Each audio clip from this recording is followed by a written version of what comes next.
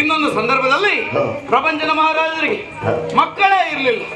ಆಮೇಲೆ ಹರನನ್ನ ಕುರಿತು ತಪ್ಪವನ್ನು ಆಚರಿಸಲಿಕ್ಕೆ ಕಾಡಿಗೆ ಹೋಗಿ ಹರನನ್ನ ಕುರಿತು ತಪ್ಪವನ್ನು ಆಚರಿಸಿ ಪ್ರಪಂಚನ ಮಹಾರಾಜರು ಹರನನ್ನು ಒಲಿಸಿಕೊಂಡು ಸಂತಾನವಾಗುವ ಹಾಗೆ ಅಪೇಕ್ಷೆ ನಿರಿಸಿದಾಗ ಹರ ಹೇಳಿದಂತ ಮಾತು, ಇನ್ನು ಮುಂದೆ ನಿಮ್ಮ ವಂಶದಲ್ಲಿ ಏಕ ಸಂತತಿಯಿಂದ ರಾಜ್ಯಭಾರವಾಗುತ್ತದೆ ಎನ್ನುವ ಹಾಗೆ.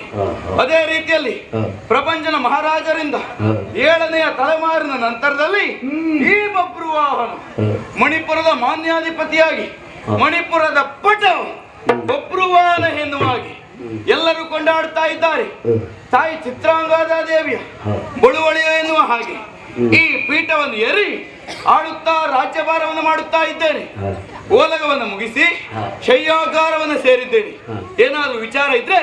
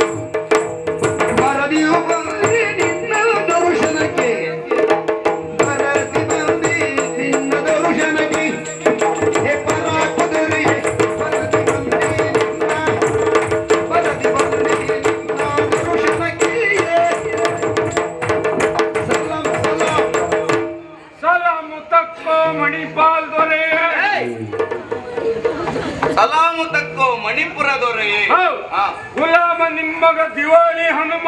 ದಿವಾಳಿ ಹನುಮ? ಯಾರು ದಿವಾಳಿ ಹನುಮ? ದಿವಾಳಿ ನಾನೇ. ನೀನ್ ಹೇಗೆ ದಿವಾಳಿ ಆದದ್ದು? ದಿವಾಳಿ ಆಗ್ಲಿಕ್ಕೆ ಕಾರಣ ಉಂಟು ಒಡೆಯ. ಏನು ಕಾರಣ? ಮತ್ತೇನಲ್ಲ, ನಾನು ಮೊದಲು ಉಂಡಾಡಿ ಗುಂಡಾಗಿದ್ದೆ. ಆಮೇಲೆ ಏನಾದ್ರೂ ಒಂದು ಉದ್ಯೋಗ ಮಾಡ್ಬೇಕೆನ್ನುವ ಕಾರಣಕ್ಕಾಗಿ ಘಟ್ಟಕ್ಕೋಗಿ ಅಡಿಕೆ ವ್ಯಾಪಾರ ಮಾಡಿದೆ. ಅಡಿಕೆ ವ್ಯಾಪಾರ? ಹೌದು. ಹೇಗಾಯ್ತು? ಅಡಿಕೆ ವ್ಯಾಪಾರದಲ್ಲಿ ಒಳ್ಳೆ ಲಾಭ ಬಂತು. ಹೌದಾ? ಹೌದು.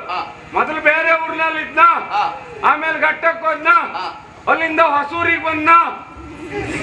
ಹೊಸೂರಿಗೆ ಅಲ್ಲಿ ಯಾಕೆ ಹೋದೆ? ಅಲ್ಲ, ಒಳ್ಳೆ ಲಾಭ ಬಂತಲ್ಲ ಘಟ್ಟದ ಅಡಿಕೆ ವ್ಯಾಪಾರದಲ್ಲಿ. ಹೊಸೂರಿಗೆ ಬಂದತ್ತೆ. ಹೊಸ ಊರಿಗೆ? ಹೌದು. ಕೆಲವು ಸ್ನೇಹಿತರೆಲ್ಲ ಸಿಕ್ಕಿದ್ರು. ಕೆಲವು ಸ್ನೇಹಿತರು ಸಿಕ್ಕಿದ ಕೂಡಲೇ ನಮ್ದು ಏನಿದ್ರು ಕೋಳಿ ಪಡಿ ಅದು ಪ್ರಾರಂಭ ಆಯ್ತು. ಹೌದು. ಕೋಳಿ ಪಡೆ, ಕಂಬಳ ಅದೆಲ್ಲ ಜೋರಾಯ್ತು. ಅದ್ರ ಹುಚ್ಚು ಹೆಚ್ಚಾಯ್ತು. ಸರಿ. ಹಾಗೆ ಅದನ್ನು ಮಾಡ್ತಾ ಮಾಡ್ತಾ ಈ ವ್ಯಾಪಾರದ ಕಡೆ ನನ್ನ ಲಕ್ಷ್ಯ ಹೋಗೋದು ಕಡಿಮೆ ಆಯ್ತು. ಹಾಗೆ ಹೋಗ್ತಾ ಹೋಗ್ತಾ ಅಡಿಕೆ ದರ ಕಡಿಮೆ ಆಗ್ತಾ ಬಂತ, ನಮ್ದು ಹುಚ್ಚು ಹೆಚ್ಚಾಗ್ತಾ ಹೋಯ್ತು. ಸರಿ. ಹಾಗೆ ಆ ತಂದಿರುವಂತ ಅಡಿಕೆಯಲ್ಲಿ ಪೂರ್ಣ ಲಾಭ ಎಲ್ಲ ಹೋಗಿ ನಷ್ಟವಾಗಿ ನಾನು ದಿವಾಳಿ ಆದದ್ದು. ಓ, ಅಲ್ಲಿ ನೀನು ದಿವಾಳಿ? ಹೌದು. ಆವತ್ತಿನವರೆಗೆ ಕೇವಲ ಹನುಮ ಅಂತ ಹೇಳಿದ್ದಿತ್ತು ಹೆಸರು ಅಷ್ಟೇ. ಯಾವಾಗ ಹೊಸೂರಿಗೆ ಬಂದ ದಿವಾಳಿ ಹನುಮಾದೆ. ಹೌದಾ? ಹೌದು. ಆವತ್ತಿನ ಮೇಲೆ ಎಲ್ಲರೂ ಕರೆಯುವುದು ಹಾಗೆ ಕರೀತಾ ಇದ್ದಾರೆ. ಹೌದು. ಹಾಗಿದ್ರೆ ಇವತ್ತು ಇಲ್ಲಿಗೆ ಓಡೋಡಿ ಬರ್ಲಿಕ್ಕೆ ಕಾರಣ ಏನು? ಯಾಕೆ ಬಂದೆ? ಮತ್ತೇನಲ್ಲ, ಇವತ್ತು ನಿಮ್ಮ ದರ್ಶನಕ್ಕಾಗಿ ಬಂದದ್ದು. ದರ್ಶನ ನನ್ನದ ಉಂಟು ಅಂತ ಹೇಳಿದ್ರೆ ಯಾರು? ನಿಮ್ಮ ದರ್ಶನ ಇವತ್ತಿಲ್ಲ, ಸೋಮವಾರ ದಿವಸ ಮಾತ್ರ ದರ್ಶನಕ್ಕಾಗಿ ಬಂದದ್ದು. ಅದೇ ದರ್ಶನಕ್ಕಾಗಿ. ಸರಿ. ಆಗ ಬಂದಿರುವಂತ ನನಗೆ ವಿಷಯ ಹೇಳು ಮನಸ್ಸುಂಟು. ಹೇಳಬಹುದಲ್ಲ? ಏನ್ ತೊಂದ್ರೆ? ಹೇಳಲಿಕ್ಕೆ ಆಗುದಿಲ್ಲ ಒಡೆಯ. ಯಾಕೆ? ಏನು ಸಮಸ್ಯೆ ಆಯ್ತು? ಮತ್ತೇನಲ್ಲ, ವಿಷಯ ಹೇಳ್ಬಹುದಿತ್ತು. ಆದ್ರೆ ಹೇಳಿದ್ರೆ ಏನ್ ತೊಂದ್ರೆ ಆಗ್ತದೆ, ಹೇಳಿದ್ರೆ ಹೋದ್ರೆ ಏನ್ ತೊಂದ್ರೆ ಆಗ್ತದೆ ಎನ್ನುವಂತ ಶಂಕೆ ನನ್ನಲ್ಲಿ ಮೂಡ್ತಾ ಉಂಟು. ಕಾರಣ ಮತ್ತೇನಲ್ಲ, ಅಲ್ಲಿ ನಡೆದಿರುವಂತ ಘಟನೆಗಳೇ ಅದಕ್ಕೆ ಸಾಕ್ಷಿ. ಘಟನೆಗಳು? ಹೌದು. ಹಾಗಾಗಿ ನನಗೆ ವಿಷಯ ಹೇಳ್ತಿದ್ದೆ. ಹೇಳು. ಯಾವುದು ವಿಷಯ? ಹೇಳು. ವಿಷಯ ಹೇಳಲಿಕ್ಕೆ ಎದೆಯೊಳು ಗಡ್ಬಡ್ ಗಡ್ಬಡ್ ಗಡ್ಬಡ್, ನನ್ನ ಎದೆಯಲ್ಲಿ ಗಡ್ಬಡ್. ಎದೆಯೊಳು ದಡಬಡ ದಡಬಡ ಅದೇ ಗಡಬಡ ಗಡಬಡ ಗಡಬಡ ಅಂತೇಳಿ ಹೇಳ್ತಾ ಉಂಟು. ಹಾಗೆ ಒಮ್ಮೆ ಗಡಬಡ ಅಂದ್ರೆ ಮತ್ತೊಂದು ಬಾರಿ ಈಗ ನಾವು ಲಕ್ಷ ಕೊಟ್ಟು ಕೇಳಿದ್ರೆ ವೇನಿಲ್ಲ ವೇನಿಲ್ಲ ವೇನಿಲ್ಲ ವೇನಿಲ್ಲ ಏನಿಲ್ಲ ಅದೇ ಸರಿ. ಹಾಗಂತೇಳಿ ವಿಷಯ ಹೇಳು ಮನ್ಸುಂಟು ಒಡೆಯ. ಹೇಳು. ಎದೆಯಳು ದಡಬಡ ಗುಟ್ಟು ತೈತೆ ವಿಷಯ ಹೇಳುವುದಕ್ಕೆ. ಆದ್ರೆ ಹೇಳ್ದೆ ಬಿಡ್ಲಿಕ್ಕೂ ಆಗುವುದಿಲ್ಲ. ವಿಚಾರ ಗೊತ್ತಾಗಬೇಕು. ಹೌದು. ಹಾಗಂತೇಳಿ ನೀವೇನಾದ್ರೂ ಅಭಯವಿತ್ತರೆ ನಾನು ಹೇಳುವುದಕ್ಕೆ ಏನ್ ತೊಂದ್ರೆ ಇಲ್ಲ. ಹೌದಾ? ಸಂಪೂರ್ಣವಾದಂತ ಅಭಯವನ್ನ ಕೊಟ್ಟಿದ್ದೇನೆ. ಏನೇ ವಿಚಾರ ಇದ್ರು ಅದಕ್ಕೆ ನಾನು ಧೈರ್ಯವಾಗಿ ನಿಲ್ಲುತ್ತೇನೆ. ಹೇಳು ವಿಚಾರ. ವಿಷಯ ಹೇಳುವುದಕ್ಕೆ ಏನ್ ತೊಂದ್ರೆ ಇಲ್ಲಲ್ಲ. ಹೇಳು.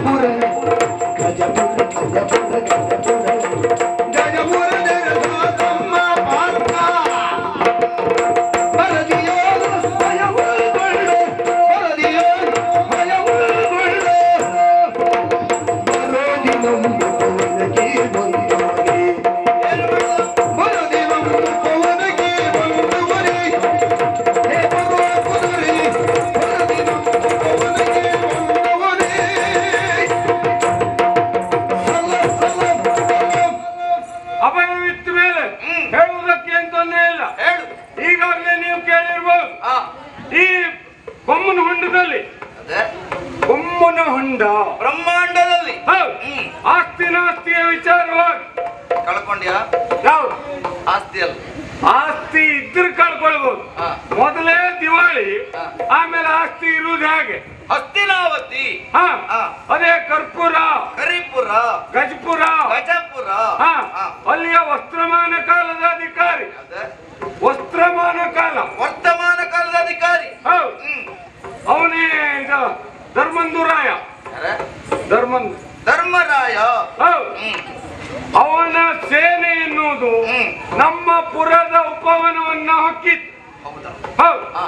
ಅವನ ಸೇನೆ ಅಂತ ಹೇಳಿದ್ರೆ ನೀವು ನೋಡ್ಬೇಕು ಹೇಗಿತ್ತು. ಅಲೆಯಲ್ಲಿ ಸಮುದ್ರವೇ ಬಂದ ರೀತಿಯಲ್ಲಿ. ಯಾವುದು? ಅಲೆಯಲ್ಲಿ ಸಮುದ್ರವೇ ಬಂದ ರೀತಿಯಲ್ಲಿ. ಸಮುದ್ರದಲ್ಲಿ ಅಲೆ ಬಂದ ತೆರದಲ್ಲಿ. ಹೌದು. ಹಾಗೆ ನಾನು ಈಗ ನೋಡ್ತಿದ್ದೆ, ಉಪವನದ ದ್ವಾರದಲ್ಲ ನಿಂತ. ಹೌದು. ಮೊದಲು ರಥ ಬಂತು, ಆಮೇಲೆ ಕುದುರೆ ಬಂತು. ಮೊದಲು ರಥ ಬಂದದ್ದು, ಆಮೇಲೆ ಕುದುರೆ ಬಂದದ್ದ? ರಥದ ಮುಂದೆ ಕುದುರೆ ಇದ್ದಲ್ಲ. ಯಾರು? ಮೊದಲು ರಥವೇ ಬಂದದ್ದು, ಮತ್ತು ಮುಂದೆ ಕುದುರೆ, ಮತ್ತೆ ಮುಂದೆ ಕುದುರೆ. ಅಂದ್ರೆ ಅರ್ಥ ಆಯ್ತಾ? ಈಗ ನೋಡಿ, ಇದು ನನ್ನ ಮುಂದ ಹಿಂದ, ಅದು ನಿನ್ನ ಮುಂದೆ. ಹೌದು. ಮೊದಲು ಕಂಡದ್ದು ರಥ, ಆಮೇಲೆ ಮತ್ತು ಮುಂದೆ ಕುದುರೆ. ಸರಿ. ಹಾಗೆ ಕಂಡದ್ದು, ಹಾಗೆ ಬರ್ತಾ ಇದ್ದಾರೆ. ಮತ್ತೆ ಅದಕ್ಕಿಂತ ಮುಂದೆ ಇದು ಎಂತ ಅದಕ್ಕೆ ಕುದುರೆಯೇ, ಅದು ಸಾಮಾನ್ಯವಾಗಿರುವಂತಹ ಕುದುರೆ ಅಲ್ಲ, ಏನೋ ಒಂದು ವಿಶೇಷವಾಗಿ ಅಲಂಕೃತವಾಗಿರುವಂತಹ ಕುದುರೆ ಅದು ಬರ್ತಾ ಉಂಟು. ಹಾಗಿದ್ರೆ ಆ ಕುದುರೆ ಬೆಂಗಾವಲಿಗೆ ಯಾರಾದ್ರೂ ಬಂದಿರ್ಬೇಕಲ್ಲ? ಬಂದಿರಲೇಬೇಕು. ಇದು ಏನಾದ್ರೂ ಒಂದು ವಿಶೇಷವಾಗಿರುವಂತಹ ಕುದುರೆ ಆಗಿರ್ಬೋದು ಎನ್ನುವ ಕಾರಣಕ್ಕಾಗಿ ಹೋಗಿ ವಿಚಾರ ಮಾಡಿದೆ. ವಿಚಾರ ಮಾಡಿದಾಗ ಗೊತ್ತಾಯ್ತು ಕುದುರೆ ಬೆಂಗಾವಲಿಗೆ ಬಂದದ್ದು ಯಾರು ಎನ್ನುವುದಾಗಿ. ಯಾರು ಬಂದಿದ್ದಾರೆ? ಕುದುರೆ ಬೆಂಗಾವಲಿಗೆ ಬಂದದ್ದು ಮತ್ತಾರು ಅಲ್ಲ, ಧರ್ಮರಾಯ ಭೀಮನಿಗೆ ತಮ್ಮ. ಧರ್ಮರಾಯ ಭೀಮನಿಗೆ ತಮ್ಮ. ಎಂತದ? ಎಂತದು? ಧರ್ಮರಾಯನ ತಮ್ಮನೇ ಭೀಮ. ಯಾರು ಹೇಳು? ನಾನೇ ಹೇಳು. ನಾನು ಹೇಳುದಲ್ಲ, ಧರ್ಮರಾಯ ಭೀಮನಿಗೆ ತಮ್ಮ. ಮುಂದಿನ ಹೊಡೆದಾಟ. ಹೌದು. ನಾನ್ ಕೇಳಿದೆ, ನೋಡಿ ಯಾರೇ ಆಗ್ಲಿ ಮೊದಲು ಈ ವಿಷಯ ಏನು ಹೇಳ್ಬೇಕು, ಆಮೇಲೆ ನಾನೇನಾದ್ರೂ ಹೊಡೆದಾಟಕ್ಕೆ ನಿತ್ತೇಳಾದ್ರೆ ನೀವು ಆಮೇಲೆ ಸತ್ತೋದ್ರು ವಿಷಯ ಹೇಳಲಿಕ್ಕೆ ಯಾರು ಇರುವುದಿಲ್ಲ. ಹೌದು ಅಂತೇಳಿ ಹೇಳು. ಆವಾಗ ಒಂದ್ ಕೆಲಸ ಮಾಡ, ನೀನ್ ಹೊಡಿದ್ಯಾ ನಾವು ಹೊಡಿಯುದ ಮೊದ್ಲೇ ತೀರ್ಮಾನ ಮಾಡುವ ಅಂದ್ರು. ನಾನು ಹೇಳ್ದೆ ನೀವೇ ಹೊಡೀರಿ ಅಂದೆ. ನೀನ್ ಯಾಕೆ ಹೇಳಿದೆ ಅಂದ್ರೆ ನಾನು ಅಷ್ಟು ಬೇಗೆಲ್ಲ ಸೋಲು ಮಗ ಅಲ್ಲ. ಪ್ರಥಮವಾಗಿ ಅವ್ರು ಹೊಡೆದ ಮೇಲೆ ನೀನೇನು ತೋರಿಸು. ಅವ್ರು ಮೊದಲಾಗ 30 ಕೊಟ್ರು, ನಿನಗ ಸಾಕಾಗ್ತದ? ಯಾರು ನನಗ 30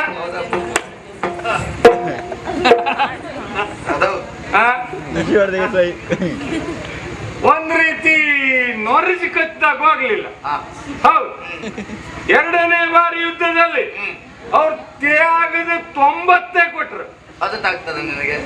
90 ಕೊಟ್ಟು ಕೂಡ ಒಂದ್ ಬರಿ ಹಿಂಗ ಮತ್ತೆಂತ ಆಗ್ಲಿಲ್ಲ. ಯಾವತ್ತು ಅದರಲ್ಲೇ ಇರುವವರಿಗೆ ಅದೆಲ್ಲ ತಾಗುವುದಿಲ್ಲ. ಯುದ್ಧದಲ್ಲೇ ಪೆಟ್ಟಿನಲ್ಲೇ ಇರುವವರಿಗೆ ಯಾವತ್ತು. ಹೌದೌದು. ಸರಿ. ಆಮೇಲೆ ಆದ್ರೂ ತಾಗ್ಲಿಲ್ಲ. ಅವ್ರಿಗೆ ಗೊತ್ತಾಯ್ತು, ಅವ್ರಿಗೆ ನಾವು 90ಕ್ಕೆಲ್ಲ ಅಡ್ಡು ಬೀಳುದಿದ್ರೆ ನೀವು ನಮ್ಮನ್ನ ಇಟ್ಕೊಳ್ತ್ರ ಕೆಲಸಕ್ಕೆ ಅಂತೇಳಿ 3ನೇ ಬಾರಿ 120 ಕೊಟ್ರು. ಸಾಕಾಯ್ತಾ? ಒಂದ್ ಬಾರಿ ಜುಮ್ ಅಂತ ಅಷ್ಟು ಹೊಡೆದ ಮೇಲೆ ಆಗುವುದೇ. ಹೌದು. ಸರಿ, ಆದ್ರೂ ಬಿಡ್ಲಿಲ್ಲ ನಾನು. ನೀನು ಅದಕ್ಕೆಲ್ಲ ಬಿಡುವವನ? ಎತ್ಕೊಂಡೇ ಇದ್ದೆ, ಹೀಗ್ ಮಾಡ್ಕೊಂಡಿದ್ದೆ. 4ನೇ ಬಾರಿ ತ್ಯಾಗ 180 ಕೊಟ್ರು. ಕೊಟ್ರ? ಅಲ್ಲಿಗೆ ಚೊಯ್ಯ ಮಾತುಕತೆ ಇಲ್ಲ. ಗೊತ್ತಾಯ್ತು ಅವರಿಗೆ. ಹಾಗಾಗಿ ಏನೇ ಆಗ್ಲಿ ನಾನು ಅಲ್ಲಿ 3 ಚಾ ತರಿಸ್ಕೊಂಡೆ. ಹೌದಾ? ಅದು ಕುಡಿದ ಮೇಲೆ ಆದ್ರೂ ಸರಿ ಆಗ್ಬೇಕು. ಅಲ್ಲಲ್ಲ, 3 ಚೇ. ಹೌದು. ಸ್ವಲ್ಪ ಹೊತ್ತು ಬಿಟ್ಟ ಅಂದ್ರೆ ಚೇತರಿಸಿಕೊಂಡೆ. ಆಮೇಲೆ ಅವ್ರು ಹೇಳಿರುವಂತ ಮಾತು ಒಂದೇ ಒಂದು. ಏನ್ ಹೇಳಿದ್ರು? ಹೋಗು ಹೋಗು ಚೀ ಸೂಳೆ ರವನೆ. ನಿನಗೆ ಎಂತ ಮಾತಾಡಿಬಿಟ್ರು, ಎಂತ ಮಾತಾಡಿಬಿಟ್ರು. ಏನ? ಹೋಗು ಹೋಗು ಚಿ, ಮುಂದಿನ ಶಬ್ದ ಹೇಳುದಿಲ್ಲ, ರವನೆ. ಮತ್ತೇನ್ ಹೇಳಿದ್ರು? ಸಾಕಿದವನ ಕರೆ ತಾರೆನ್ನುತ್ತಲಿ. ಸಾಕಿದವನನ್ನು? ಹೌದು, ಕರೆ ತಾರೆನ್ನುತ್ತಲಿ ನನ್ನನ್ನು ಬಡಿದಟ್ಟಿದ್ದಾರೆ. ಹಾಗಾಗಿ ವಿಷಯವನ್ನ ಹೇಳುವುದಕ್ಕಾಗಿ ಓಡಾಡಿ ಬಂದ ಓಡೆಯ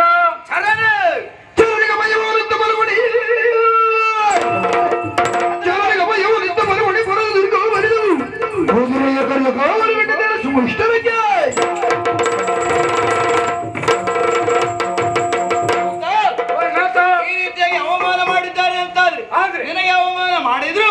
ಅವರು ಮಾಡಿದಂತ ಅವಮಾನ ಯಾರಿಗೆ? ಅದು ನನಗೆ ಮಾಡಿದಂತ ಅವಮಾನ. ಪರೋಕ್ಷವಾಗಿ ನಿಮಗೆ ಮಾಡಿದ ಅವಮಾನ. ಖಂಡಿತವಾಗಿ ಹೌದು. ಈ ರೀತಿಯಾಗಿ ನಮ್ಮೂರಿಗೆ ಬಂದುಕೊಂಡು ನಮಗೆ ಅವಮಾನ ಮಾಡ್ತಾರೆ ಅಂತಾದ್ರೆ ಅವರನ್ನ ಬಿಡಬೇಕಾ? ಎಂತ ಮಾಡುದು ಮಾರ, ಅವರನ್ನ ಬಿಡುವ ಪ್ರಶ್ನೆ ಇಲ್ಲ. ಊರಿಗೆ ಬಂದ್ಕೊಂಡು ನಮಗೆ ಅಲ್ವಾ ಬಿಡಬಾರ್ದು ಅಂತಾದ್ರೆ ನಾವು ಒಳಗಿದ್ದವರು ಹೊರ ಹೋಗಬಾರ್ದು, ಹೊರಗಿದ್ದವರು ಒಳ ಬರಬಾರ್ದು. ಎಲ್ಲರಿಗೂ ಒಳಗಾಕ್ಬೇಕು. ಯಾರನ್ನು? ಅವ್ರನ್ನೆಲ್ಲ ತಂದು ಒಳಗಾಕ್ಬೇಕು. ಆ ರೀತಿಯಾಗಿ ಅವರು ಮತ್ತೆ ನಮ್ಮ ಪುರವನ್ನು ಪ್ರವೇಶ ಮಾಡಬಾರದು. ಅದಕ್ಕಾಗಿ ಪುರದ ದುರ್ಗವನ್ನು ಬಲಿಯಬೇಕು. ಜಲದುರ್ಗ, ಪರ್ವತ ದುರ್ಗ, ಕೃತ್ರಿಮ ದುರ್ಗ, ಈ ಎಲ್ಲಾ ದುರ್ಗಗಳನ್ನು ಬಲಿಯಬೇಕು. ಜಲದುರ್ಗ. ಜಲದುರ್ಗ ಹಂಗಂದ್ರೆ ಎಂತ? ಜಲದುರ್ಗ ಈಗ ನೀರಿನಲ್ಲಿ ಬರುವವರು. ಹೌದು ಹೌದೌದು. ಇನ್ನು ಪರ್ವತ ದುರ್ಗ, ಪರ್ವತ ಮುಖೇನವಾಗಿ ಬರುವುದು, ಅದರ ಮೂಲಕವಾಗಿ ಬರುವುದು. ಮತ್ತೊಂದು ಮೇಲೆ. ಇದು ಎಲ್ಲದರ ಮೂಲಕವಾಗಿ ಅವರು ಬರ್ತಾರೆ ಅಂತಾದ್ರೆ ಬಂದವರು ಒಳ ಹೋಗಬಾರದು, ಹೊರಗೆ ಒಳಗಿದ್ದವರು ಹೊರ ಹೋಗಬಾರದು. ಅದು ಬಿಡಿ, ಹೊರಗಿದ್ದವ್ರ ಒಳಗೆ ಹೋಗುದಲ್ಲ, ಒಳಗಿದ್ದವ್ರು ಹೊರಗೆ ಹೋಗ್ಲಿಕ್ಕೆ ಆಗುದಿಲ್ಲ. ಮತ್ತೆ ಯಾರು ಹೋಗಬಾರದು ಅಂತ ಆದ್ರೆ ನಾವು ಇದನ್ನ ಇಷ್ಟು ಇರಿಸಿಕೊಳ್ಳುವುದಲ್ಲ, ಅಲ್ಲ ಮುಂದುವರಿಸಬೇಕು ಅಂತ ಆದ್ರೆ ಇದ್ದವರೆಲ್ಲ ಹೋಗ್ಬಾರ್ದು ಅಂತ ಹೇಳಿದ್ರೆ ಅಲ್ಲೆಂತ ಮಾಡ್ಬೇಕು. ಅಲ್ಲಿ ಒಂದು ದುರ್ಗವನ್ನು ಬಲಿಯಬೇಕು. ದುರ್ಗ ಬಲಿಯುವುದು ಹೇಗೆ? ಹಂಗಿಂದ ತಂದು ಹಿಂಗಿಂದ ಹಿಂದಾಕಿ ಬಿಡು, ಯಾರು ಹೋಗ್ಬಾರ್ದು. ಹೌದು, ಏನಾದ್ರೂ ಹೋಗಿ ದಾಟ್ಲಿಕ್ಕೆ ಹೋದ್ರೆ ಒಂದ್ ಬರಿ ಜುಮ್ ಹಂಗಿದ್ದೆ ಅಂತ ಮಾಡ್ಬೇಕು. ಮತ್ತೆ ಆ ದುರ್ಗದ ಮಧ್ಯದಲ್ಲಿ 4 ಭಟರನ್ನು ಕಾವಲಿಗೆ ಅದಾಗುದಿಲ್ಲ. ಯಾಕೆ? 4 ಜನ ಇಲ್ಲ, ಇದ್ದದಿಬ್ರೆ ಭಟ್ರು, ಇದ್ದದಿಬ್ರೆ ಇರ್ಲಿ ಅಂದ್ರೆ ಒಂದ್ ಸಮಯ ಹಾಗೆಲ್ಲ ಹೇಳಿ ಅಂದ್ರೆ ನಾನು ಒಟ್ಟಿಗೆಲ್ಲ ಭಯಂಕರ ಜೋರಿದ್ದೆ. ಹೌದು, ಅದಕ್ಕಾಗಿ ಎಲ್ಲವನ್ನ ವಿಚಾರ ಮಾಡಬೇಕು ಅಂತ ಇಲ್ಲಲ್ಲ ಚಾವಡಿ.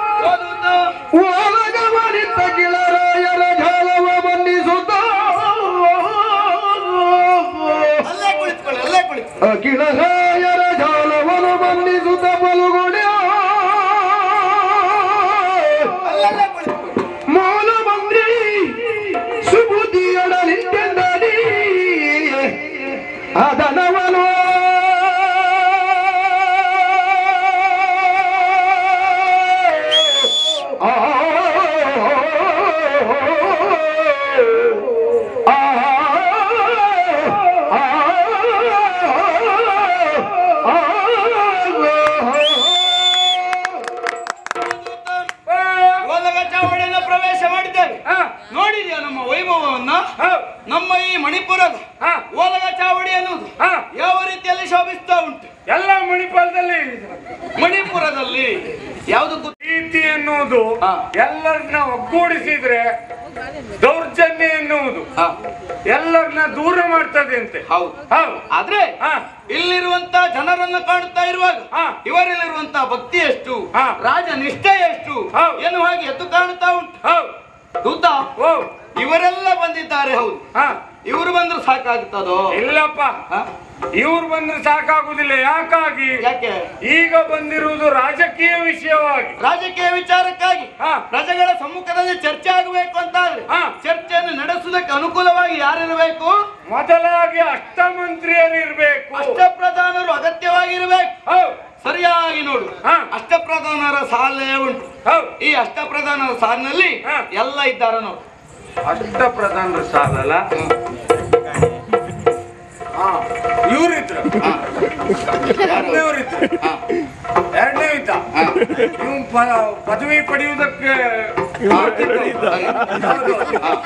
ಈಗ ಮೊನ್ನೆ ಅಷ್ಟೇ ಇದಾದ ದೇರ್ ಕಡೆ ಹೊಂದಿದ್ದ. ಆಮೇಲೆ ಅವರಿದ್ರು 4, 5, 6 ಒಬ್ರು ತಪ್ಪೇ ಇರಲ್ಲ. ಸರಿ ಲೆಕ್ಕ ತಪ್ಪ. ನೀ ಎಷ್ಟರಿಂದ ಪ್ರಾರಂಭ ಮಾಡಿದೆ? 1ರಿಂದ ಪ್ರಾರಂಭ ಮಾಡ್ದ. ಲೆಕ್ಕ ತಪ್ಪ. ಹಾಗಾದ್ರೆ ಇಲ್ಲಿಂದ ಕೊನೆಯಿಂದ ಪ್ರಾರಂಭ ಮಾಡಿ. 8 ಅಲ್ಲ? 8, 7, 6, 5, 4, 3, 2, 1. ಏನಾಯ್ತು? ಲೆಕ್ಕಾಚಾರ ತಪ್ಪಿ. 1ರಿಂದ ಹೋದ್ರೆ 8 ಇಲ್ಲ, 8ರಿಂದ ಬಂದ್ರೆ 1 ಇಲ್ಲ. ಹಾಗಾದ್ರೆ ಯಾವುದೋ ಒಂದು ಸ್ಥಾನ ತೆರವಾಗಿದೆ ಅಂತ ಆಯ್ತು. ತೆರವಾದದ್ದು ಯಾವುದು ಅಂತೇಳಿ ನಾನು ಸುಷ್ಮಾ ನೋಡಿದೆ. ನೋಡಿ ಹಾಳದು ಅದಲ್ಲ, ಸೂಕ್ಷ್ಮವಾಗಿ ನೋಡುವಾಗ ಇವ್ರು ಬರ್ಲಿಲ್ಲ. ಯಾರು ಬರ್ಲಿಲ್ಲ? ಮೂಳಿ ಮಂತ್ರಿ. ಯಾವ ಮಂತ್ರಿ? ಮೂಳಿ ಮಂತ್ರಿ, ಮೂಲ ಮಂತ್ರಿ. ಅದೇ ಮೊದಲಿಂದ ಇದ್ದವರು. ಅದೇ ಹಳೇ ತಲೆಯವರು. ಯಾರು? ಸುದೀಪ್ ಅಲ್ಲ, ಸುಬುದ್ಧಿ. ಅದೇ ಸುಬುದ್ಧಿ. ಅವರು ಬರ್ಲಿಲ್ಲ. ಯಾವುದೇ ಒಂದು ಚರ್ಚೆ ಮಾಡಬೇಕಿದ್ರು ಅಗತ್ಯವಾಗಿ ಅವರ ಅಗತ್ಯತೆ ಉಂಟು. ಅದಕ್ಕಾಗಿ ಅವರನ್ನ ಕರೆದುಕೊಂಡು ಬರಲಿ.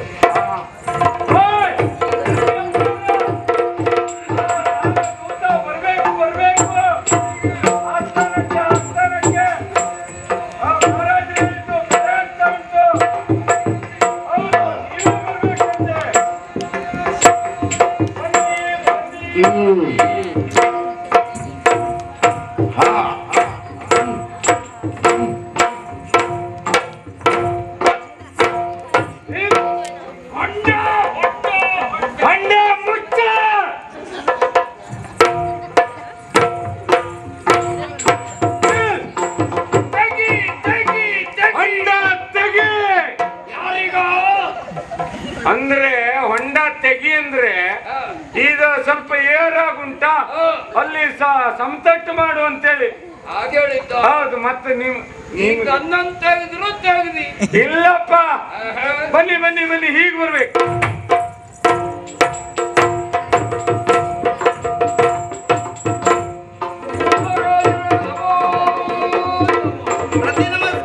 ಮಧ್ಯರಾತ್ರಿಯ ಕಾಲದಲ್ಲಿ ಗಾಢವಾದಂತಹ ನಿದ್ದೆಯನ್ನು ಹೊಂದಬಹುದಾದಂತಹ ಸ್ಥಿತಿಯಲ್ಲಿರುವ ಈ ವಯೋವೃದ್ಧನನ್ನು ಈ ಕಾಲದಲ್ಲಿ ಕರೆಸಿಕೊಂಡ್ರಲ್ಲ, ಬಂದಾಗ ಕಾಣುತ್ತಾ ಇದ್ದೇನೆ. ಸಂಕ್ಷಿಪ್ತವಾದಂತಹ ಈ ಸಭೆ, ಅದರಲ್ಲಿ ಯೋಗ್ಯತಾವಂತರೇ ಉಪಸ್ಥಿತರಿದ್ದಾರೆ. ಸರಿ, ನನ್ನನ್ನು ಯಾಕೆ ಕರೆದದ್ದು ಗೊತ್ತಲ್ಲ? ಓ ಮಂತ್ರಿಗಳೇ, ನಿಮ್ಮನ್ನ ಕರೆಯುವರೇ ಕಾರಣ ಉಂಟು. ನಮ್ಮ ಈ ನಾಡಿಗೆ ಒಂದು ವಾಜಿ ಬಂತು. ಹಾಜಿ ಹರವಾಗಿ ನೋಡಿರಯ್ಯ ವೀರ ಮಂತ್ರಿ,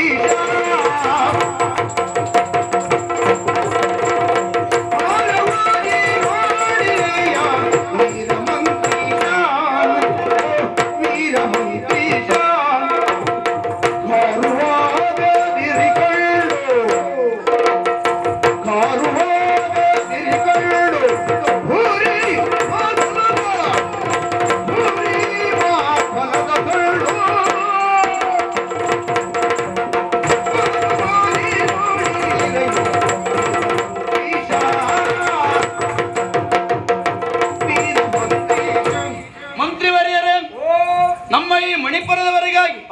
ಒಂದು ವಾಜಿ ಬಂತು. ಕುದುರೆ ಬಂತೆ. ಹೌದು. ಅದು ಏನು ವಿಶೇಷ ಅಲ್ಲಪ್ಪ ಕುದುರೆ ಎಷ್ಟು ನಮ್ಮಲ್ಲೇ ಇಲ್ಲ ಇಲ್ವೋ? ಕುದುರೆ ಬಂದದ್ದು ವಿಶೇಷ ಅಲ್ಲ.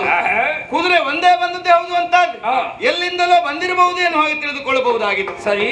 ಆದ್ರೆ ಆ ಕುದುರೆ ರಕ್ಷಣೆಗಾಗಿ ಅದೆಷ್ಟೋ ಮಂದಿ ಭಟರುಗಳೆಲ್ಲ ಇದ್ದಾರೆ. ಮುಂದೆ ಕುದುರೆಯನ್ನು ಬಿಟ್ಟು ಹಿಂದೆ ಭಟರುಗಳೆಲ್ಲ ಕಾವಲಿಗಿದ್ದಾರೆ. ಕುದುರೆಯ ಕಾವಲಿಗಿದ್ದಾರೋ? ಅವ ಅಲ್ಲಿಗೆ ಅದಲ್ಲ ಇಷ್ಟೊತ್ತಿಗೆ ಅದಲ್ಲ ಅವ ಎಲ್ಲಿರ್ತಾನಂತ ಹೇಳಲಿಕ್ಕೆ ಆಗುದಿಲ್ಲ. ಅದಲ್ಲ ಲಾಭ ಉಂಟಂತಾದ್ರೆ ಎಲ್ಲೂ ಇರ್ತಾನೆ. ವಯಸ್ಸಾದ ನಿಮ್ಗೆ ಗೊತ್ತಾಯ್ತು ನೋಡಿ. ನೀನ್ ಆಳುಗಳಿದ್ದಾರೆ ಅಂತ ಹೇಳಿಬಿಡಿ. ಆ ದೊಡ್ಡ ದೊಡ್ಡ ಶಬ್ದ ಎಲ್ಲ ಹೇಳಲಿಕ್ಕೆ ಹೋಗಿ ಇದ್ದದ್ದನ್ನೆಲ್ಲ ಹಾಳು ಮಾಡಬೇಡ. ಇಲ್ಲಪ್ಪ.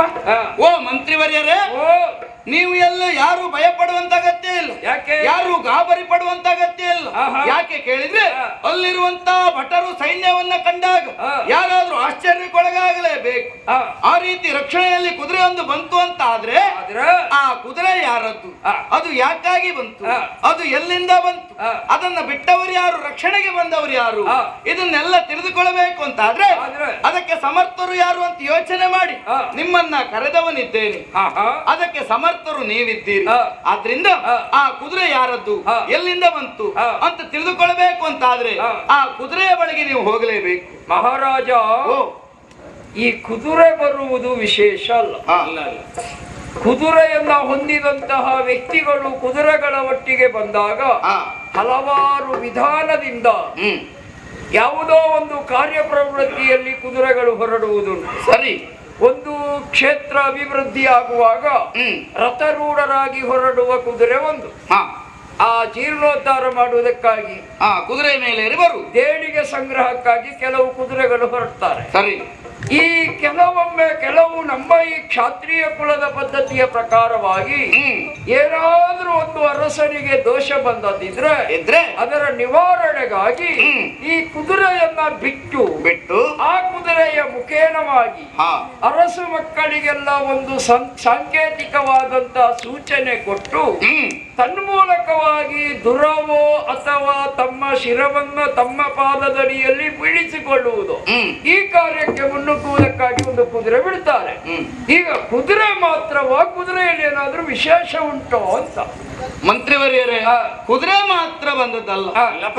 ಕುದುರೆಯಲ್ಲಿ ಅದೆಷ್ಟೋ ವಿಚಿತ್ರವಾದಂತ ದೃಶ್ಯಾವಳಿಗಳನ್ನ ಕಂಡೆ ಏನದು ಎನ್ನು ಹಾಗೆ ಮಾಡ್ತಾ ಇದ್ದಾನೆ. ಮೊದಲಾಗಿ ಹಣೆ ಮೇಲೆ ಫಲಕ ಉಂಟು. ಫಲಕ ಉಂಟು. ಹೌದು. ಕೇವಲ ಅಷ್ಟು ಮಾತ್ರ ಅಲ್ಲ.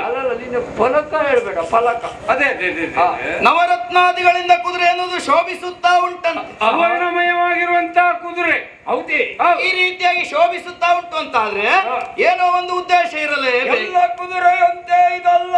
ಇದು ಕಂಗೊಳಿಸುತ್ತಾ ಇರುವಂತಹ ಕುದುರೆ, ಪಂಚವರ್ಣಗಳಿಂದ ಕಂಗೊಳಿಸುವಂತಹ ಕುದುರೆ ಅಂತಾಯ್ತು. ಹೌದು. ಹಾಗಾದ್ರೆ ಅದನ್ನ ಅಲ್ಲಿಯೇ ನೀವು ಬಿಟ್ಟದ್ದ?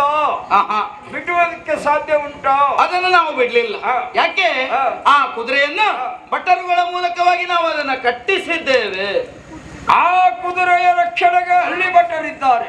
ನಮ್ಮ ಭಟ್ಟರ ಮುಖೇನವಾಗಿ ಆ ಕುದುರೆಯನ್ನು ಬಂಧಿಸುವಾಗ ಎದುರು ಪಕ್ಷದಲ್ಲಿದ್ದಂತಹ ಭಟರು ಆಕ್ಷೇಪ ಮಾಡಲಿಲ್ಲ ಅಂತ ಆದ್ರೆ ಕುದುರೆಯಲ್ಲಿ ವಿಶೇಷತೆ ಉಂಟೆನ್ನುವುದೇ ಅರ್ಥ. ಖಂಡಿತವಾಗಿ ಆ ಉದ್ದೇಶವಾಗಿ ಬಿಟ್ಟಿದ್ದಾರೆ ಎನ್ನುವುದೇ ಅರ್ಥ. ಖಂಡಿತವಾಗಿ. ಅಷ್ಟು ಮಾತ್ರ ಅಲ್ಲ, ನಮ್ಮವರು ಬಂಧಿಸಿದ್ಯಾಕೆ? ನಮ್ಮದಾಗಿರುವಂತಹ ಉಪವನವನ್ನ ಪ್ರಸವಿಸಿದ ಕಾರಣ, ಪ್ರವೇಶಿಸಿದ ಕಾರಣ ಅದನ್ನು ಬಂಧಿಸಿದ್ದವು. ಹೌದಾ? ಮಂತ್ರಿವರ್ಯರೇ, ಅಲ್ಲಿವರೆಗೆ ಹೋಗಬೇಕು ಅಂತ ಆದ್ರೆ ನೀವು ಒಬ್ಬರೇ ಹೋಗುವುದಲ್ಲ, ಮತ್ತೆ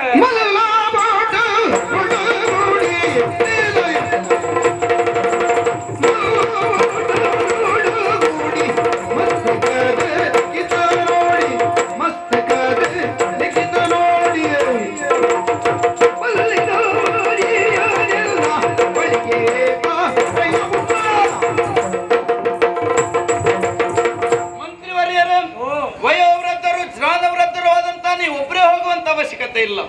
ನಮ್ಮಲ್ಲಿ ಅದೆಷ್ಟೋ ಮಂದಿ ಭಟ್ಟರಿದ್ದಾರೆ. ಮಲ್ಲ ಭಟರುಗಳ ಮೂಲಕವಾಗಿ ಅಲ್ಲಿಯವರೆಗಾಗಿ ಹೋಗಿ ಆ ಕುದುರೆಯಲ್ಲಿರುವಂತ ಲೇಖನವನ್ನ ತಂದು ಅದರಲ್ಲಿ ಏನುಂಟು ಎನ್ನುವಾಗ ಮುಂದೆ ಯೋಚನೆ ಮಾಡುವ. ಅಲ್ಲಿಯವರೆಗಾಗಿ ಹೋಗಿ ಲಿಖಿತವನ್ನ ತರ್ತೀನಿ. ಏನ್ ಮಾಡ್ತಾ ಇದ್ದಿ? ನಾನು ಅಂದಾಜು ಮಾಡ್ತಿದ್ದೆ. ಅರಸ ನನಗಾಜ್ಞೆ ಮಾಡಿದ್ದು, ನಾನು ನಿನಗಾಜ್ಞೆ ಮಾಡ್ತಾ ಇದ್ದೇನೆ. ಏನ್ ಆಳುಗಳ ಮುಖೇನವಾಗಿ ಬರಬಹುದಾದಂತ ಲಿಖಿತ, ಅದಕ್ಕೆ ನೇತಾರ ನೀನು. ಹಚ್ಕೊಂಡು ತಂದು ಭಯವ ಮಂತ್ರಿ ತನಯ ಮುಂದೆ ನಿಲ್ಲಿಸಿ ಮಕ್ಕಳಿಗೆ ಬಂದಿರುವ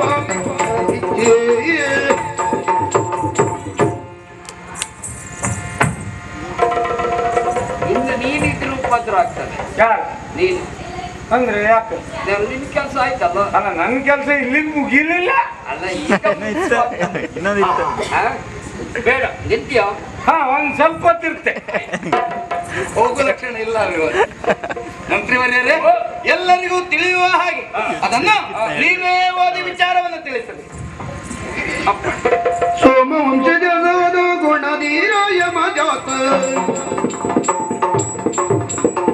ಸೋಮವಂಶದ ಗುಣಧೀರಾಯ ಮಜಾತ ಭೀಮ ಫಲಾನ್ವಿತನೋ ಭೀಮ ಫಲಾನ್ವಿತನೋ ಭೂಮಿಗಧಿಕವಾದ ಪಡಮೂರು ಲೋಕದ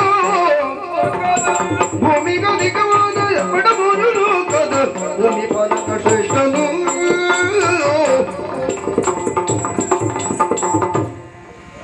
ಮಹಾಪ್ರಭು.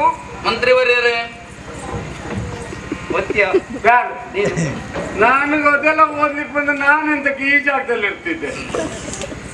ಸೋಮ ಸೋಮ ಸೋಮ ಮನೆ ಅಂದಲ್ಲ. ಯಾವ ಸೋಮ? ಮುಂದಿರುವಂತಹ ಆ ಕಾಲದಲ್ಲಿ ಕಾಂತಿಯುತವಾಗಿಯೂ ಶಾಂತಿಯುತವಾಗಿಯೂ ಲೋಕಮುಖಕ್ಕೆ ಗೋಚರಿಸುತ್ತಾನೆ ಅಂತಹ ಚಂದ್ರನ ವಂಶ.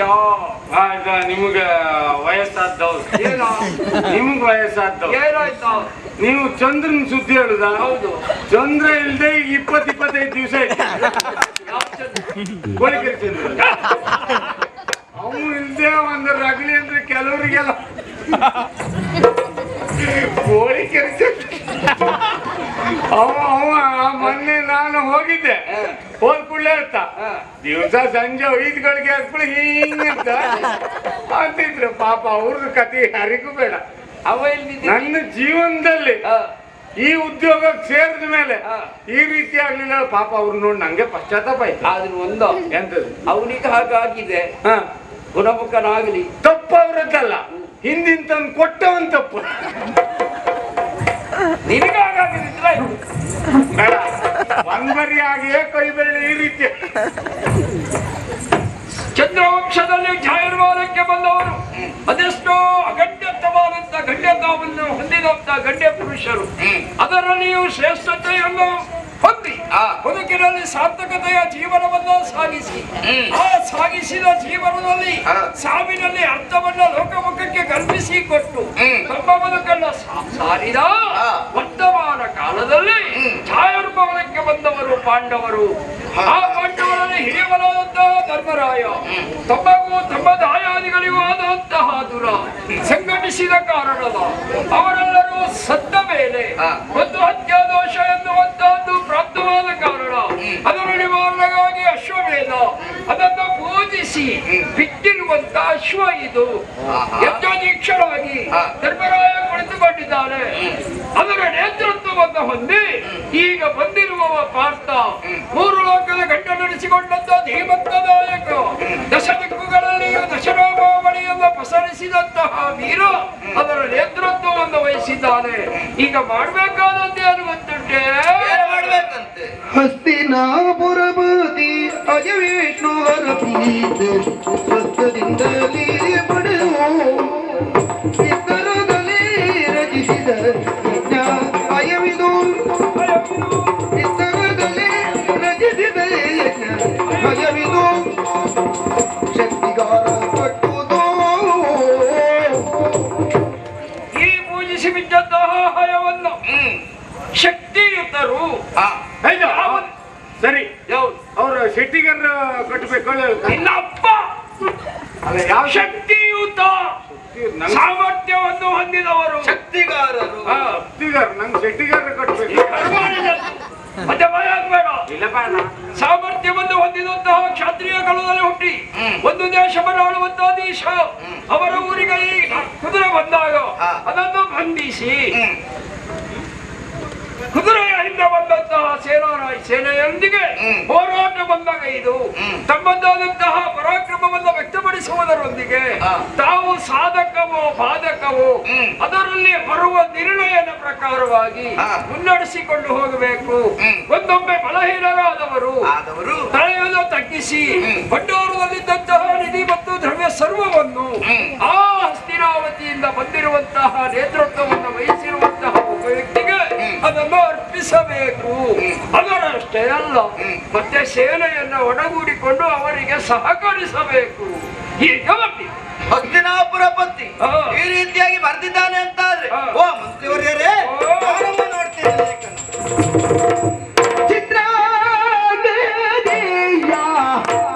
ನಂದನ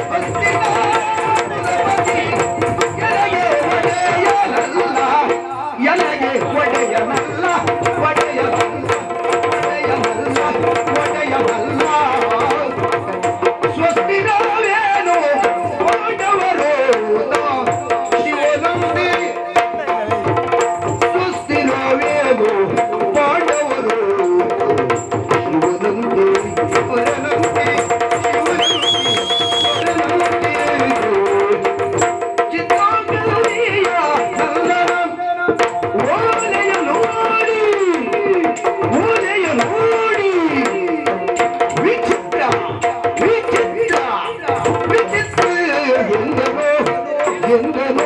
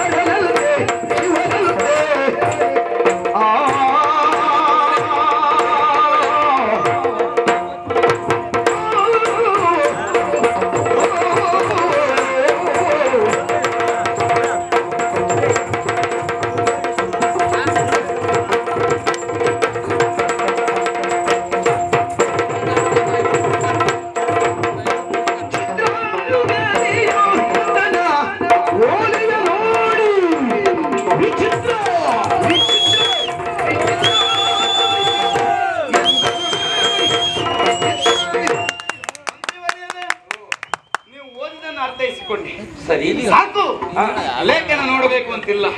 ಯಾಕೆ ಕೇಳಿದ್ರೆ ನೀವು ಓದಿದಂತ ವಿಚಾರವೇ ಹಾಗೆ, ಸರ್ವರಿಗೂ ಮನದಟ್ಟಾಗುವ ಹಾಗೆ ಸರಿ ಸವಿಸ್ತಾರವಾಗಿ ವರ್ಣಿಸಿದ್ದೀರಿ. ಕರ್ತವ್ಯ ತಮ್ಮ ಆದೇಶ, ಅದಕ್ಕಾಗಿ ನಿಮ್ಮನ್ನ ಪ್ರಧಾನಮಂತ್ರಿಯ ಸ್ಥಾನದಲ್ಲಿ ಇರಿಸಿದ್ದು. ಸರಿ, ಇಷ್ಟು ಮತಿತ್ವವನ್ನು ಹೊಂದಿದವರು ನಾನೇ ಆಗ್ಬೇಕು ಅಂತ ನಿರ್ಣಯ ಮಾಡಿದ್ದೆ. ಖಂಡಿತವಾಗಿ ಹೌದು. ನಿಮ್ಮ ಅಪ್ಪನೇ ನಿರ್ಣಯ ಮಾಡಿ ತಿಳಿಯದಿದ್ದವರಿಗೆ ತಿಳಿಸುವಂತ ಯೋಗ್ಯತೆಯನ್ನು ಹೊಂದಿದಂತ ನೀವೇ ಒಬ್ರು ಬೇಕು. ಆದ್ರಿಂದ ಮಧ್ಯರಾತ್ರಿಯ ಹೊತ್ತಿನಲ್ಲಿ ಎದ್ದು ಬರಬೇಕಾಗ್ತದೆ. ಖಂಡಿತವಾಗಿ ನಿಮ್ಮ ಕರ್ತವ್ಯ ನಿಷ್ಠೆಗೆ ಶರಣು ಬರಲೇಬೇಕು. ಮಂತ್ರಿವರ್ಯರೇ, ಈ ರೀತಿಯಾಗಿ ಬರೆದಿದ್ದಾರೆ ಅಂತ ಯೋಚನೆ ಮಾಡಿದ್ದು ಹೇಗೆ?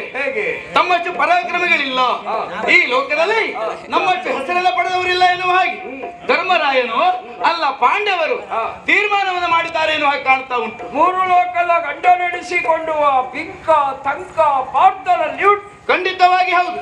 ಬಲಾಢ್ಯರಿದ್ದೇವೆ ಎನ್ನುವ ಕಾರಣಕ್ಕಾಗಿ ತಾವು ಅಧಿಕಾರ ಧೋರಣೆಯಿಂದಲಾಗಿ ಕಟ್ಟಬೇಕು, ಕಪ್ಪ ಕಾಣಿಕೆಯನ್ನು ಕೊಡಬೇಕು ಎನ್ನುವ ಹಾಗೆ ಅಧಿಕಾರವಾಣಿಯಿಂದ ನುಡಿತಾರೆ ಅಂತ ನಾವೇನು ಅವರಿಗೆ ಆಳ ಅತ್ಯಾವತಿಯರೇ? ನಾವೇನು ಅವರು ಜನವ? ನಾವೇನು ಸಾಮಂತರ ಅವರಿಗೆ? ನಾವು ಅವ್ರ ಜನವ? ಅವರ ಜನ ನಾವಲ್ಲ. ನಾವು ಮಣಿಪುರಕ್ಕೆ ಏನು? ಮಣಿಪುರದಲ್ಲಿ ಪ್ರತಿಷ್ಠೆಯನ್ನು ನಾವು ತೋರಿಸಿದವರಿದ್ದೇವೆ. ಮತ್ತೆ ನಮ್ಮ ಊರು ಮತ್ತೆ ಆ ಕಾರಣಕ್ಕಾಗಿ ಧರ್ಮರಾಯ ತಿಳಿದುಕೊಂಡಿರಬಹುದು ತಾವೇ ಪ್ರತ್ಯಕ್ಷ ಹರನೋ ಎನ್ನುವ ಹಾಗೆ ಅವರು ತಿಳಿದುಕೊಂಡಿದ್ದಾರೆ ಅಂತ ಆದ್ರೆ ಸರಿಯಾದಂತ ಬುದ್ಧಿಯನ್ನು ಕಲಿಸಲೇಬೇಕು.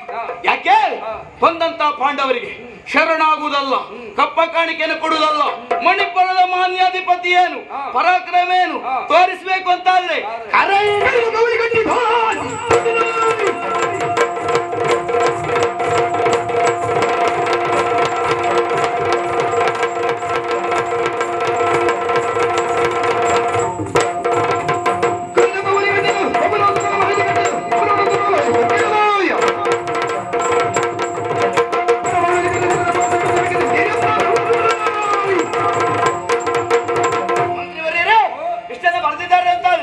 ಪರಾಕ್ರಮಗಳನ್ನು ಹಾಗೆ ತೋರಿಸಬೇಕು ಅಂತ ಕುದುರೆಯನ್ನು ಕಾವಲಿಗೆ ಹಾಕ್ತೀವಿ.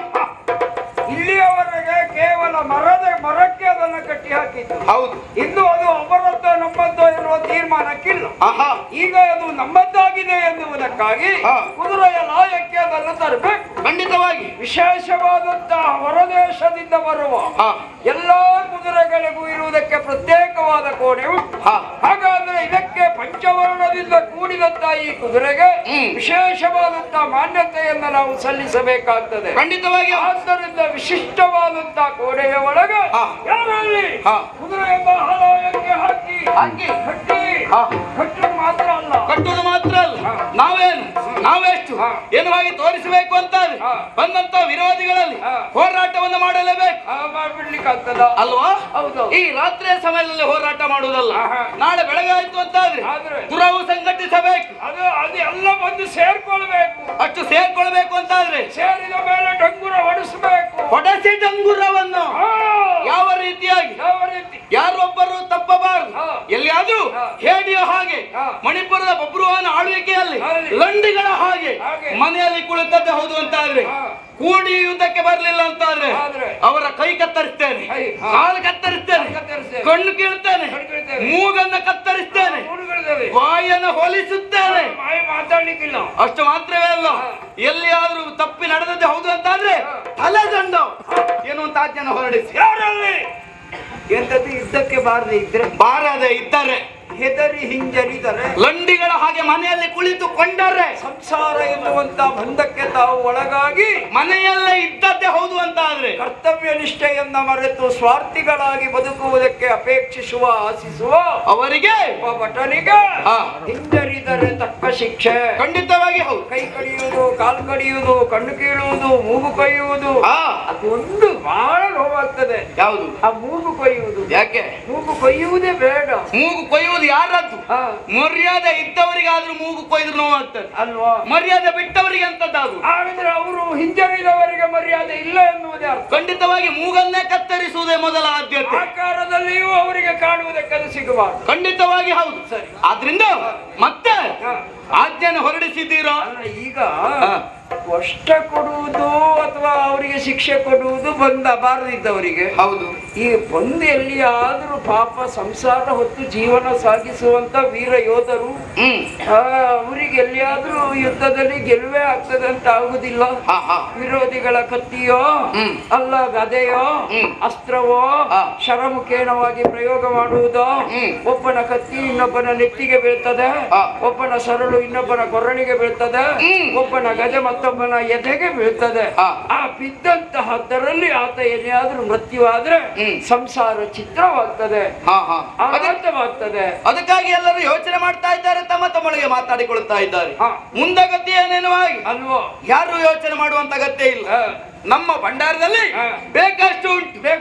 ನಿಮ್ಮ ಹೆಂಡತಿ ಮಕ್ಕಳಿಗೆ ನೀವೆಲ್ಲಿಯಾದ್ರೂ ವೀರ ಸ್ವರ್ಗವನ್ನ ಸೇರಿದೆ ಹೌದು ಅಂತಾದ್ರೆ ನಿಮ್ಮ ಹೆಂಡತಿ ಮಕ್ಕಳು ಜೀವಮಾನ ಪರ್ಯಂತರಕ್ಕೆ ಎಷ್ಟು ಬೇಕು ಅಷ್ಟನ್ನು ಭಂಡಾರದಿಂದ ಬಾಚಿ ಬಾಚಿ ಕೊಡಲಾಗುವುದು. ಒಮ್ಮೆ ಕಡಿಮೆ ಆಯ್ತು ಅಂತಾದ್ರೆ ನಮ್ಮ ಅಚ್ಚರ ಲೋಕದಲ್ಲಿಲ್ವಾ? ನಾಗಲೋಕದಲ್ಲಿ ನಮ್ಮ ಭಂಡಾರದಲ್ಲಿ ಬರಿದಾಗಿ ಉಂಟು. ಬರಿದಾಗ್ಲಿಕ್ಕೆ ಸಾಧ್ಯ ಇಲ್ಲ. ದಿನಂಪ್ರತಿ 48,000 ಬರುವುದಿಲ್ವಾ? ಅಲ್ವಾ? ಅದು 3 ಸಲ ಬಂದ್ರೆ ಎಷ್ಟಾಗ್ತದೆ? ಒಂದು ಕಡೆಯಿಂದಲ್ಲ, 3 ಕಡೆಯಿಂದ ಬಂದ್ರೆ ಎಷ್ಟಾಗ್ತದೆ? ಅಷ್ಟು ನಮ್ಮಲ್ಲಿ ಉಂಟು. 144 ಆಗ್ತದೆ ಅಲ್ವಾ? 144 ವಿನಿಯೋಗಿಸೋಣ. ಅಷ್ಟು ಕಡಿಮೆ ಆಯ್ತು ಅಂತ ಆದ್ರೆ ನಾಗಲೋಕದಿಂದ ತೋರಿಸಿ ಆದ್ರೂ ಕೊಡ್ತೇವೆ. ಮುಂದಿನ ವರ್ಷದಲ್ಲಿ ಈಗಲೇ ಬಗೆಯುವ ಅಲ್ವಾ? ಹೆದರಬೇಡಿ, ಎಲ್ಲರೂ ನಾಳೆ ಬೆಳಗಾಯ್ತು ಅಂತ ಆದ್ರೆ ಸಿದ್ಧರಾಗಿ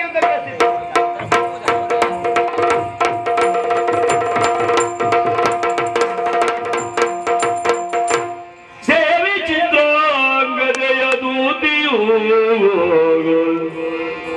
ಕೋವಿದ ಶ್ವವದರಿದ ಪಾರ್ತಿಯ ಟಿವಿಯನ್ನು ನೋಡುತ್ತ ಮರೆಯಲಿ ನಿಲ್ದು ಭಯಗೋಡು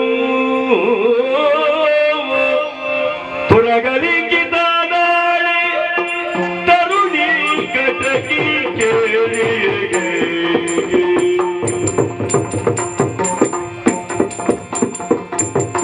ತುರಗಲಿಕ್ಕಿದ ನಾಳೆ ತರುಣಿ ಕಟಕಿ ಕೇಳಿಗೆ ಅರಸಿಗರು ಹರಿದು ಹರುಷದಿಂದಲಿ ಬಂದೋ ಅರಸಿಗರು ಹರಿದು ಹರುಷದಿಂದಲಿ ಬಂದೋ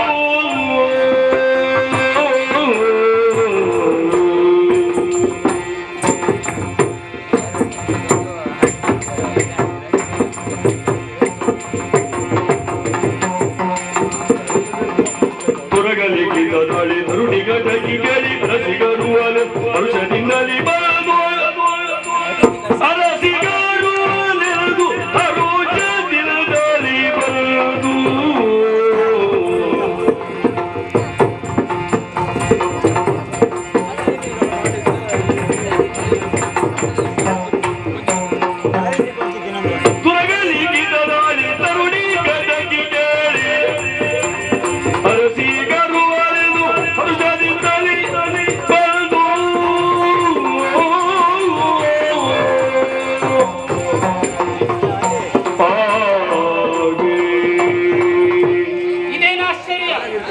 ಈ ಮಣಿಪುರದಲ್ಲಿ ನಡೆದಿರುವಂತಹ ವಿದ್ಯಮಾನವನ್ನ ತೆರೆಯ ಮನೆಯಲ್ಲಿ ನಿಂತು ನಾನು ಸಕಲ ವಿದ್ಯಮಾನವನ್ನ ವೀಕ್ಷಿಸಿದವಳಿದ್ದೇನೆ.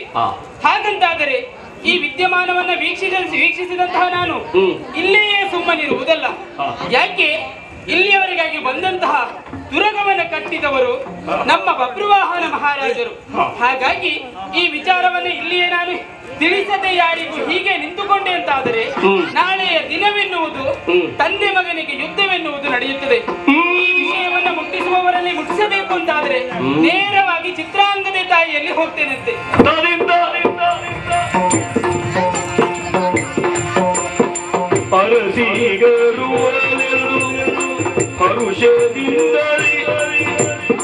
ಬಂದು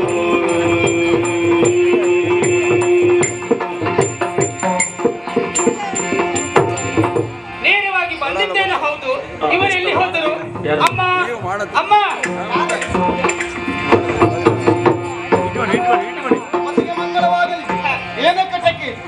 ಬಹಳ ಅವಸರದಲ್ಲಿ ಓಡೋಡಿ ಬರ್ತಾ ಇದ್ದಿ. ಹೌದು, ನೀನು ಸುಮ್ಮನೆ ಬರುವವಳಲ್ಲ. ಬರ್ತಿ ಅಂತಾದ್ರೆ ಯಾವುದೊಂದು ವಿಚಾರನೆ ತಂದೆ ಎನ್ನುವುದೇ ಅರ್ಥ. ಯಾಕೆ ಬಂದೆ? ಏನು ವಿಷಯವನ್ನು ತಿಳಿಸಬೇಕು ಎನ್ನುವುದಕ್ಕಾಗಿ ವಿಚಾರವನ್ನು ಹೊತ್ತುಕೊಂಡು ಬಂದವಳಿದ್ದೇನೆ. ಯಾವ ವಿಚಾರ ಆಲಿಸಬೇಕು. ಮದಯನ ಭಿನ್ನಭವ ಪ್ರೀತಿಯಿಂದ ಲಾಲಿಸೋ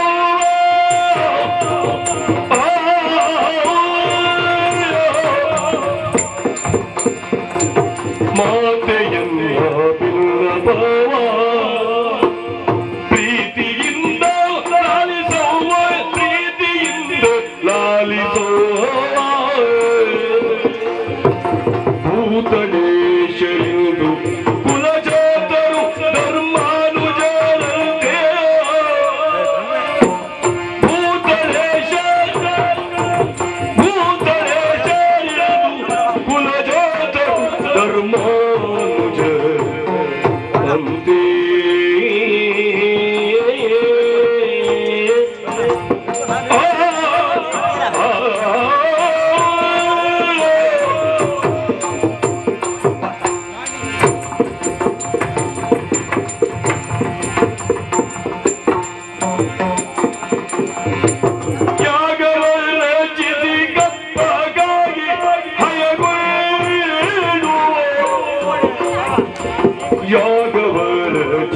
ಕಪ್ಪಕ್ಕಾಗಿ ಭಯಗೊಂಡು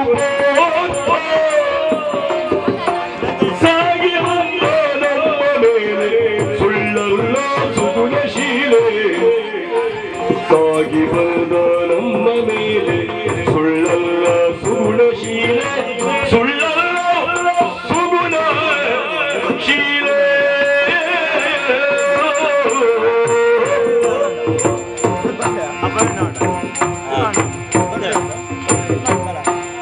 ದಕ್ಷಿಣ ಹೆಂಡತಿ ಮಾಡಿರ್ತಾರೆ.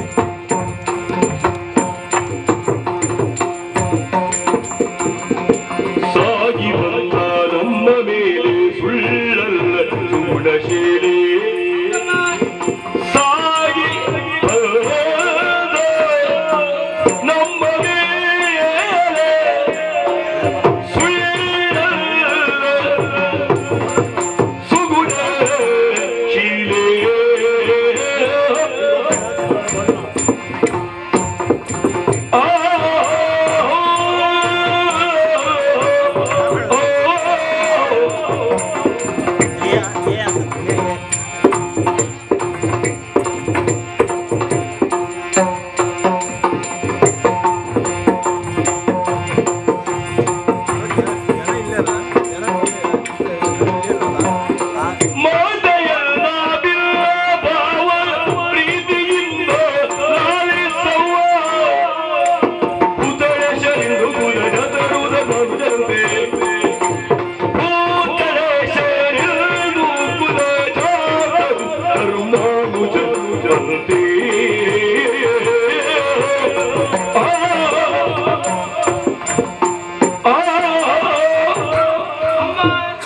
ಮೊದಲಾಗಿ ವಂದಿಸಿಕೊಳ್ತಾ ಇದ್ದೇನೆ. ಇಲ್ಲಿಯವರೆಗಾಗಿ ವಿಚಾರವನ್ನ ಹೊತ್ತುಕೊಂಡು ಬಂದಂಥವಳು ನಾನು. ಯಾವ ವಿಚಾರ? ಲೋಕಮುಖದಲ್ಲಿ ಎರಡು ವಂಶಗಳುಂಟು. ಲೋಕವನ್ನ ಬೆಳಗಿಸುವುದಕ್ಕೆ ಹೇಗೋ ಅದೇ ರೀತಿಯಲ್ಲಿ ಲೋಕವನ್ನ ಆಳುವುದಕ್ಕೆ ಯಾರು? ಭೀಮಸೇನರ ತಮ್ಮ. ಹೌದು, ಅಷ್ಟೇ ಅಲ್ಲ, ನಕುಲ ಹಾಗೂ ಸಹದೇವರಿಗೆ ಅಣ್ಣ, ಮಧ್ಯಮ ಪಾಂಡವರಾಗಿರುವಂತಹ ಪಾರ್ಥ ಮಹಾಶಯರು ಇಲ್ಲಿಯವರೆಗಾಗಿ ಬಂದಿದ್ದಾರೆ. ಹೌದು, ಸತ್ಯವೇ? ಹೌದು, ಹೌದೇ? ಪಾರ್ಥ ಮಹಾಶಯರು ಬಂದಿದ್ದಾರಮ್ಮ. ಪಾರ್ಥರು ಬಂದಿದ್ದಾರೆ. ಮಿಥ್ಯೆ ಗದಗಿಯ ನುಡಿಯಾಗೆ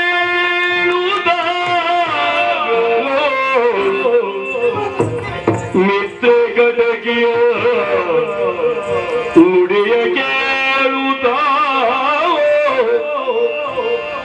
ಚಿತ್ತದಲ್ಲಿ ಸಂತೋಷದಳುತ್ತೇವೋ,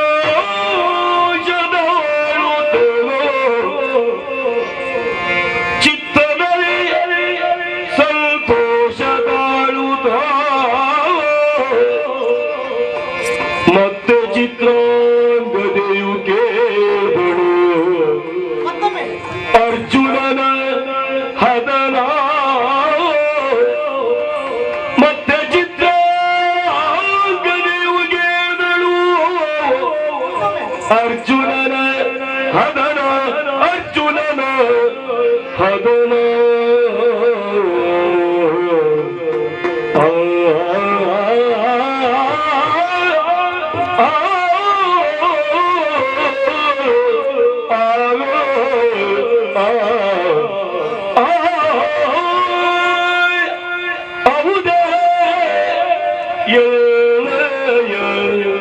ರಮಣ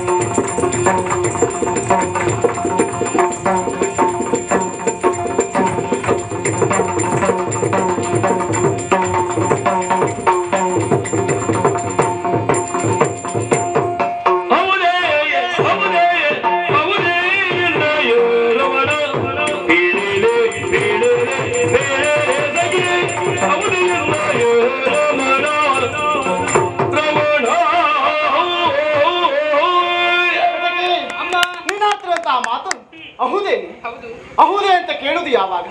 ಒಂದು ಆಶ್ಚರ್ಯವಾದಾಗ, ನಂಬಲಿಕ್ಕೆ ಅಸಾಧ್ಯವಾದಂತಹ ಮಾತುಗಳನ್ನು ಕೇಳಿದಾಗ ಆಶ್ಚರ್ಯವಾಗಿ ಅಹುದೇ ಎನ್ನುವ ಹಾಗೆ ಪ್ರಶ್ನಿಸಬೇಕಾಯಿತು.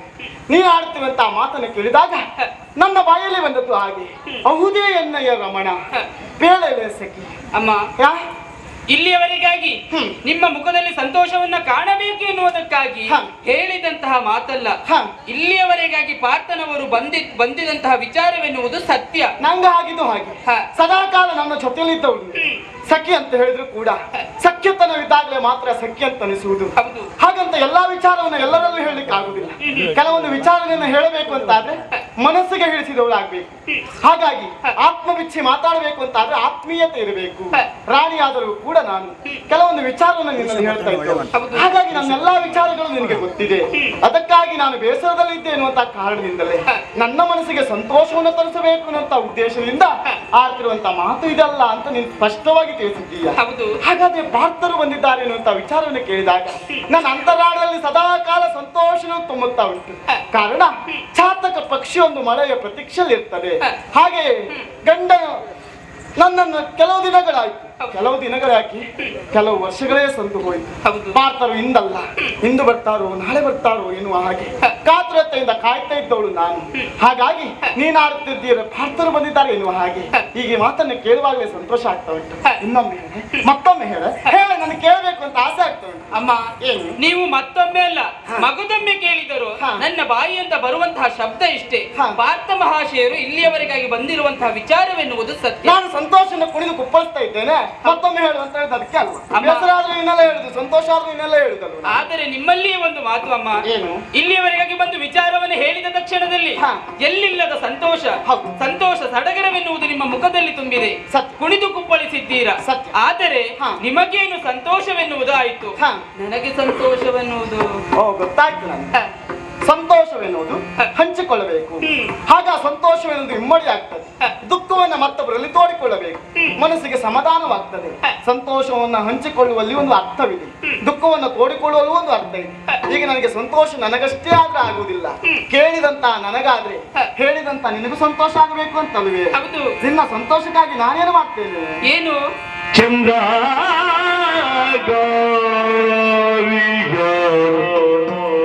ಶಾಲೆ